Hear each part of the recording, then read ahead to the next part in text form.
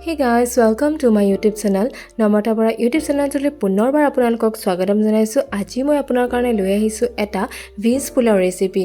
এই ৰেচিপিটোৰ কাৰণে মই লৈছো বাসমতি চাউল প্ৰথমে তিয়াই ৰাখিছো আৰু লগত লৈছো গাজৰ, বিন, মটৰ, কাটি থোৱা পিয়াজ আৰু আদা নহৰুৰ পেষ্ট। এতিয়া প্ৰথমে মই এটা কুকাৰত তেল গৰম কৰি মই ৰিফাইন তেল ব্যৱহাৰ কৰিছো, আপোনালোকে মিঠাতেলো ব্যৱহাৰ কৰিব পাৰে আৰু ইয়াত মই আদা নহৰুৰ পেষ্ট বিলাক এড কৰিছো আৰু লগতে মই দিছো লং, ইলাইচি আৰু দালচেনি। প্ৰথমে মই আদা নহৰুৰ কেঁচা গোন্ধটো যোৱালৈকে ভাজি লৈছো।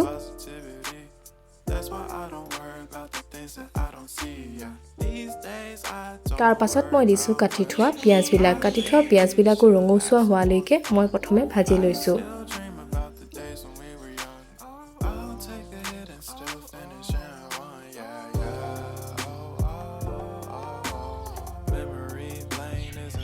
আৰু এতিয়া মই গাজৰ, বিন আৰু মটৰ গোটেইবিলাক একেলগ কৰি কুকাৰত ঢালি দিছো। আৰু এতিয়াও এইবিলাক মই অলপ ভাজি লৈছো।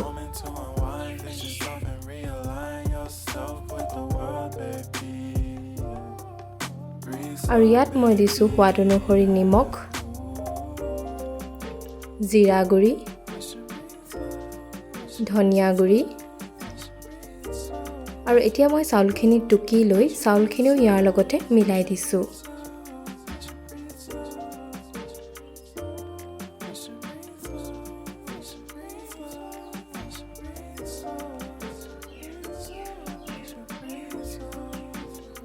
আৰু মই এতিয়া শেষত দিছো খিচমিচ আৰু এতিয়া মই ইয়াত পানী দি দিছো আৰু এচামুচ ঘিউ।